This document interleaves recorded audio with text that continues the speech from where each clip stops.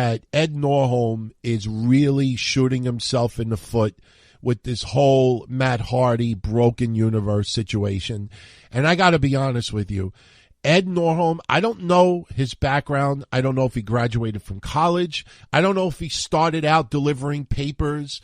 I don't know if his IQ is 800 or if it's 50. I don't know if this guy came into money because someone in his family died. But I got to be honest with you. You know, granted, I am a fan of the Hardys. Granted, I am a fan of the broken universe, and let's be honest, it is well documented that I was enjoying the broken gimmick before the majority of all of you were. Some people thought I was on drugs liking that. And I said it in the beginning, it was kind of like a car accident. You just couldn't turn away, but in a good way. But with that aside, with my, appreciation of the Hardys, and me still kissing up a little bit to Rebby Sky because she has turned her life around, going back years when I used to criticize a lot of her stuff. But this guy Ed Nordholm, what he has been doing for the last 7 days, I don't know how anybody in Anthem would put up with this. I don't know if you call it immaturity, unprofessionalism. I don't know who he's trying to, prove, throw his weight around. And you know what? We might as well open up with it since we're talking about it. Look, we already know the situation with Anthem saying that Broken Universe is their intellectual property. I reported here before anyone else, well, maybe one or two sites out there, that they tried to trademark King Maxwell, Senior Benjamin, even though they worked for free. Obviously, Maxwell worked for free. I don't think he said, I want candy in payment, but my God. What the fuck are you doing, Ed Nordholm? Shut your mouth. Stop going on, pro wrestling, whatever that is, between the ropes. And look, I'm a gigantic fan of Meltzer. I can't say nothing bad about Meltzer whatsoever. But this guy is playing footsie right now with this guy, John Pollock or Pollock, whatever his name is. And they're talking about the Matt Hardy situation. And the funny thing was, and I don't want to say that it's because of me or not. I honestly don't know.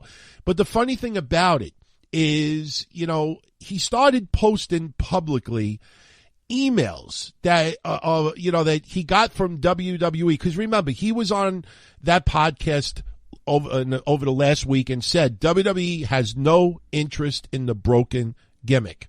Now, look, this is not semantics, and this is not me just picking and choosing words.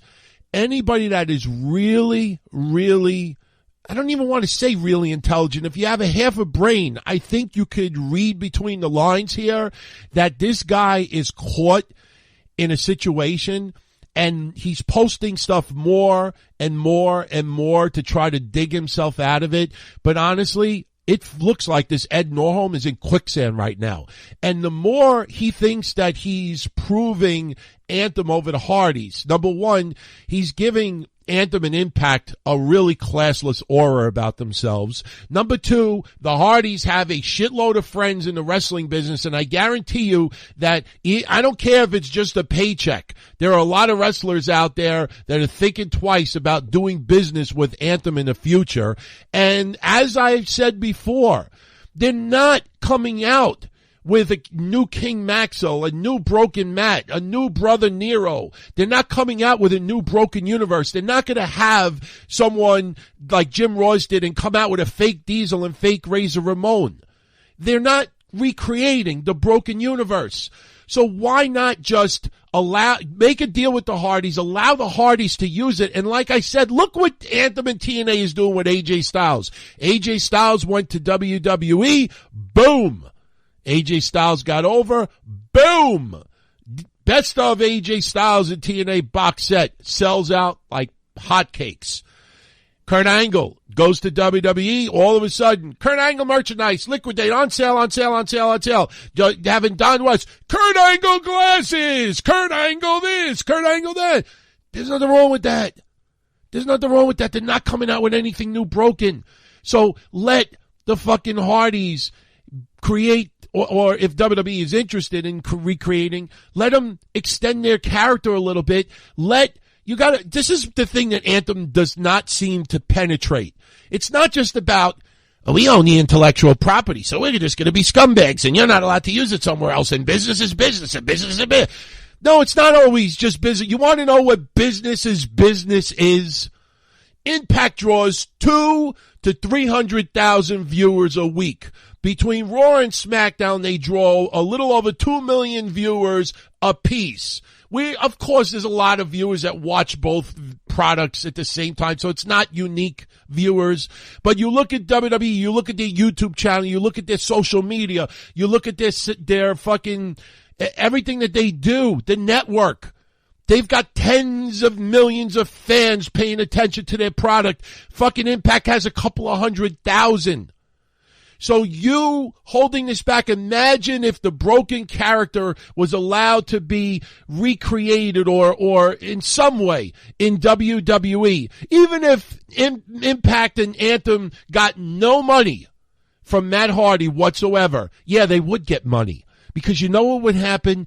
You would introduce the broken universe to now tens of millions of fans that only heard about it or maybe never heard about it before. And then, not saying every single fan is going to enjoy it, but even if you got 1 million or 2 million fans that weren't attuned to it before, and now, broken Nero, and then what does Anthem do? Hey, everyone!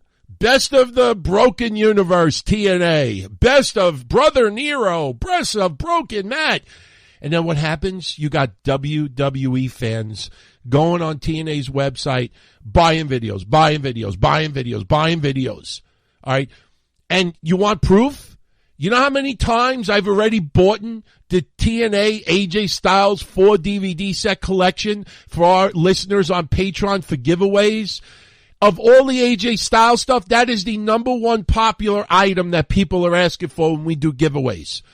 Do you realize the amount of money that TNA or Impact Wrestling and Anthem could make by allowing these guys to reinvent or reintroduce or show that gimmick to a larger audience? Think about that. So when people say to me, "Oh, well, business is business. It's an intellectual property. It's no longer about intellectual property." You know what this is about? This is about Ed Nordholm feeling that he has one up on Rebby Sky, one up on Matt Hardy. And if you think that I'm wrong, why would Ed Nordholm post publicly to wrestling websites the actual contract of Matt Hardy? I got the email. I fucking deleted it. I looked at it, of course, at first, and I looked at the contract, but I'm saying to myself, what are you trying to prove, Ed? You're trying to prove, okay, you own the intellectual property. You got lawyers handling this. Shut the fuck up. Let your lawyers handle it. But you know what? This guy feels a little popular now. This guy's getting that little bit of buzz that, hey, I'm somebody in the entertainment world. Hey, everyone, look at me. I'm Ed Nordholm. The guy that looks like I'm wearing a Rush Limbaugh costume, but just with disheveled hair. This guy is really digging himself a fucking hole. And again, it's not about intellectual property anymore. He wants to have this perception that he's more powerful than Matt Hardy. He's the right person here, and Matt is wrong. And he's digging himself a hole. He doesn't understand the amount of money that this Matarazzi could make by having that gimmick introduced to a whole brand new audience. They didn't even own the goddamn intellectual property when the fucking Broken Universe was created. Dixie Carter and fucking Pan, whatever the fuck they were. Anthem wasn't even involved at that time. Do you realize how much shit this guy could step into money-wise if he had the perception that, hey, look, for the what's right for business, we're gonna let them, have, authority to this, or however they want to deal with it.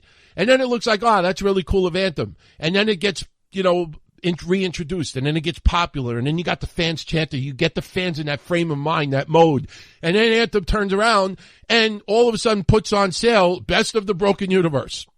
Broken Universe, deleted scenes, behind the scenes, unedited scenes, blah, blah, blah, blah, blah. You realize how many people would buy that? So Anthem doesn't understand. They are losing a shitload of money right now because of what they're doing. And this Ed Nordholm, I have nothing against the guy personally, but everyone out there, you look and you see what this guy wrote. He wrote step by, you want to hear whack job? All right. This guy actually posted online a log of emails between both sides in this case. Okay. All right. Now think about this. This is a guy that's a bigwig in Anthem. This is what you do publicly? He writes March 10th, EBN speaks with executives at Ring of Honor about the broken brilliance being used at Ring of Honor shows. I indicated willingness to provide an arrangement that would allow the creative to be used in the shows, blah, blah, blah, blah, blah.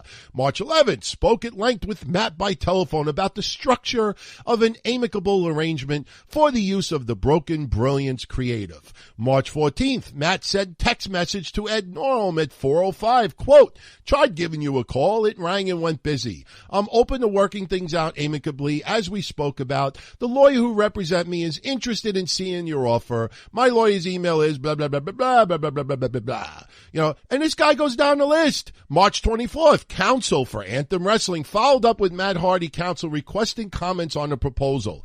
And it goes all the way into April and May. All right. This is a disaster. This is a disaster. And Rebby Sky obviously has responded with a whole shitload of tweets as well. But I don't think this guy at Anthem has a clue as to how much money that he is losing out right now, and the perception and aura about Anthem and Impact Wrestling. Your product is not must-see TV. WWE right now is not must-see TV. That's why it's only getting 2 million viewers. Okay? There's a reason why WWE's in a month has lost almost 1 million viewers per show. I kid you not. Go look it up. Wrestling right now is not must-see TV.